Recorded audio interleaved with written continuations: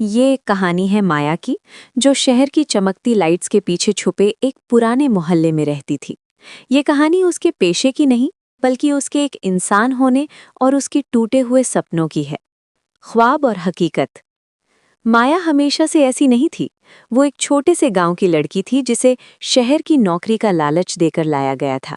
जब उसे सच का पता चला, तब तक बहुत देर हो चुकी थी। शुरुआत में वो बहुत रोई, चीखी, लेकिन वक्त ने उसे खामोश रहना सिखा दिया। उसके लिए हर रात एक नई शक्ल होती थी, लेकिन वही पुराना दर्द।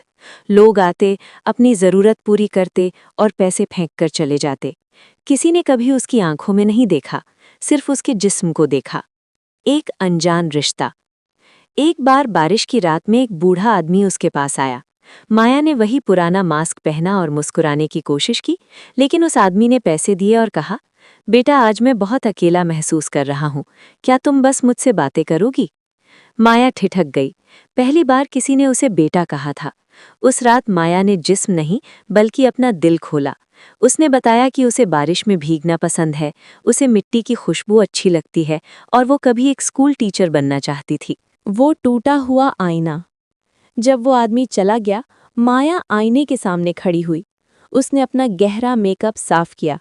उसे आईने में वो प्रोस्टिट्यूट नहीं, बल्कि वो छोटी सी लड़की नजर आई जो कभी अपने गांव के खेतों में दौड़ती थी। उसने महसूस किया कि उसकी रूह अब भी वही है, भले ही दुनिया ने उस पर कितनी भी गंदगी क्यों न डाल दी हो। वो रोती रही, इसलिए नहीं कि वो धंधा करती है, बल्कि इसलिए क्योंकि दुनिया ने उससे उसकी पहचान छीन ली थी। कहानी का मोड़। माया ने उस दिन एक फैसला किया। वो उस दलदल से रातों रात तो नहीं निकल सकती थी, लेकिन उसने वहां रहने वाली छोटी छोटी लड़कियों को चुपके से पढ़ाना शुरू कर दिया। वो उन्हें बताती थी कि उनका सपना इस कमरे से बड़ा होना चाहिए। उसका जिस्म शायद बिकता था, लेकिन उसकी उम्मीद अब आज़ाद थी। सीख। हर इंसान की एक कहानी होती है, जो उसके हालात से कहीं ज्यादा गहरी होती है। हम किसी को उनके काम से जज करते हैं, लेकिन उनके जख्म नहीं देखते।